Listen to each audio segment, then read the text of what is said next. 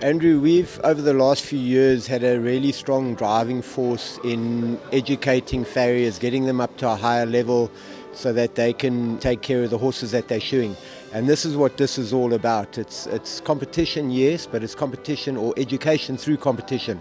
Farriers are all here, there are 40 farriers here that are all interacting, talking with each other, and most of what they're talking about is horseshoeing.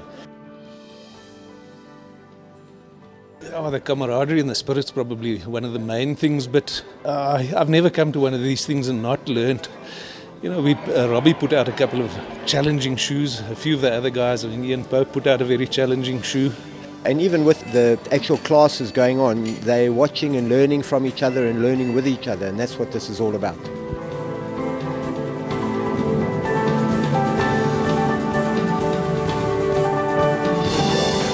This is the campsite where everybody stays overnight. And this is someone's tatabaki. It's got a fridge in it. The way they've structured this contest where your more experienced guys can come in and help the more inexperienced guys, it's just so great. And it's such a good thing which can only promote and better what we're doing, because we're doing this all for the horse at the end of the day. Andrew, we've over the last few years had a really strong driving force in educating farriers, getting them up to a higher level so that they can take care of the horses that they're shoeing. And this is what this is all about. It's competition, yes, but it's competition or education through competition. Farriers are all here, there are 40 farriers here that are all interacting, talking with each other, and most of what they're talking about is horseshoeing. And even with the actual classes going on, they're watching and learning from each other and learning with each other, and that's what this is all about. You've taken up the role as chairman of the Gauteng Association. You say you did it under duress, but at the end of the day, you know exactly why you're doing it and how you benefit the association. 100%. All we try and do is just better the whole industry for our members, try to keep everyone up to date with education-wise, exams, all that kind of thing. Gauteng has been a little bit behind, but yeah, we're trying to pick up things again and get it moving, and I think we're slowly getting there, getting the guys involved again, and yeah, if they don't get involved, they're going to miss out on a lot. There's a lot to be done, a lot to be seen, and a lot to be learnt. I know I'm probably the oldest farrier in the country at the moment, or in our group, the chaps we know. But I feel as long as I keep going, I'm able to keep going. Your body stays fairly good in shape, and don't take very long holidays. I'm scared if I should lose too much fitness, I'll struggle to get back into it. I always say Monday's a tough day. I'm really stiff from sitting on the couch. Tuesday's a nice day, Wednesday's a nice day, then Thursday I start going downhill. By Friday I'm buggered again. And then like I say, a short holiday, you need it just to recuperate and get your body back into shape and that sort of thing, but not too long, and I think that would probably apply to a horse as well. So woe betide the man that thinks that he knows it all, because at this age you're still on fire to come to these events and to share your knowledge and to learn from new techniques and just to share the camaraderie and the spirit. Oh, the camaraderie and the spirit's probably one of the main things, but I've never come to one of these things and not learnt. Robbie put out a couple of challenging shoes. A few of the other guys, Ian Pope, put out a very challenging shoe. But I was just talking to Robbie Dawson. I thought I had this big draft shoe cracked. Watching Robbie Miller and the guys make it, I've missed out on a serious technique there, and just watching the guys you learn. You don't have to be in the fire to be learning all the time. I'm guilty of not working against the clock at home. It's kind of how I try to train my apprentices. I say work slowly but work right, the speed will come. And by the time I leave home, I'm probably way behind the clock, but the adrenaline gets going once you get into the fire here, and you're guilty of not finishing sometimes. You don't have a bit of a bad luck, you burn a piece of iron, you've got to start all over again. But it's amazing how once the adrenaline starts pumping, you actually do manage to finish within the time. This is the first interprovincial we've had for many, many years, and for a second one it's just grown. You can see how many guys are here. We had 40 farriers from South Africa, which is it's a huge thing. We've never had a turnout like this before, and it's just been absolutely fantastic. Yeah, and the farriers helping farriers, that's what it's all about. Farriers helping farriers and farriers helping horses. We've had a whale of a time. Never a wasted effort coming to these things, and the camaraderie here with all the guys in the industry its mates. I've seen some of my old army farriers. There's probably more than 10 ex-Bermuda farriers floating around here in the crowd, whether they're competing or just spectating. And it's just great to see all these people again come up here, work together with the teams, but it's also learning our skills and passing our skills as the elder generation onto the youngsters. And in so doing, we continuing the trade. Well, talking about the history of the trade, I think most of us would know that farrier is the second oldest profession known to humankind. The point is that so much has remained the same. That old expression, the more things change, the more things stay the same, whether that's balance or whether it's technology. Nothing really seems to affect the fundamentals of farriery. Yeah, it's pretty much remained the same for thousands of years. And at the end of the day, we shoe for the horse's conformation.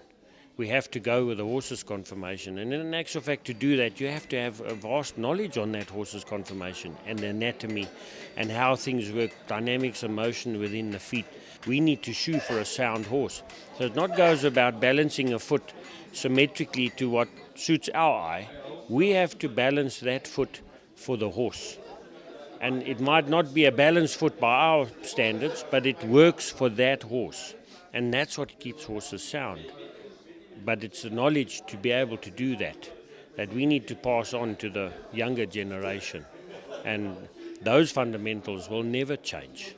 I must admit, your association seems to have incredible communication skills. Everybody on this forum, SAAPF, whether it's the social or the professional side, if there's a problem, people know about it and they deal with it immediately. Yes, Andrew, we've become a very close-knit family in the farrier world, and we don't like to see problems go unsolved. Anybody in this association knows that anything that's needed, phone Catherine. Looking around over here, there's some absolutely unbelievable prizes, and even though people won't take home lots of cash, they've come here to learn and they've come here to be rewarded and recognized for their endeavors. Andrew, the education in farriery is priceless.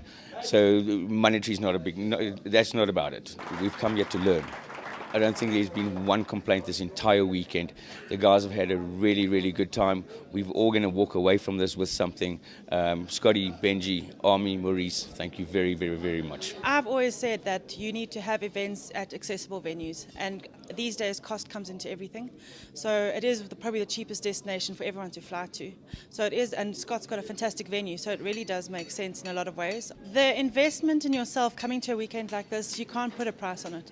It's certainly worth it. Whenever I hear there's an event, I book my flights as early as possible, because leading up to any event, you just think there's no ways I can do this time-wise. You've got to make time for it. You can't not make time for it. You have to.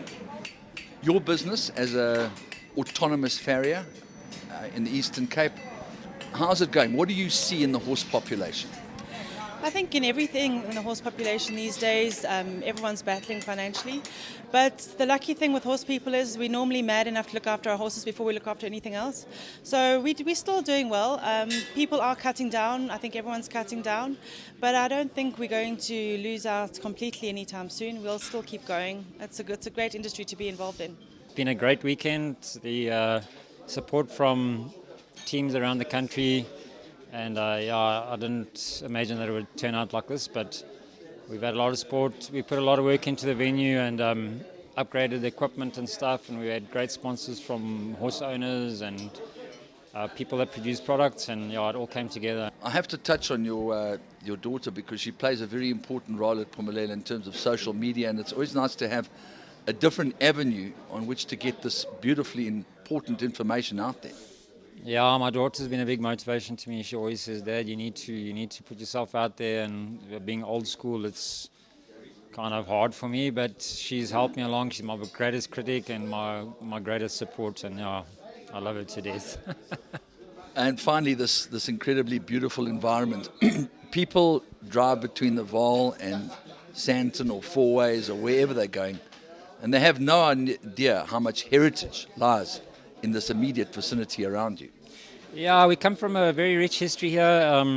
Going back to the Boer War, I mean, the armistice was signed here at Henley, which is 8 km from me. British farrier shops during the Boer War, right 3 k's away from me. I found old mule shoes and horseshoes on this farm. So, yeah, we have a rich heritage here. And when I came here 25 years ago to this farm, my vision was to try and resurrect shoeing and promote horseshoeing in this country. And so that ultimately South African farriers can take their rightful place on the world stage. And I do believe that they will do that.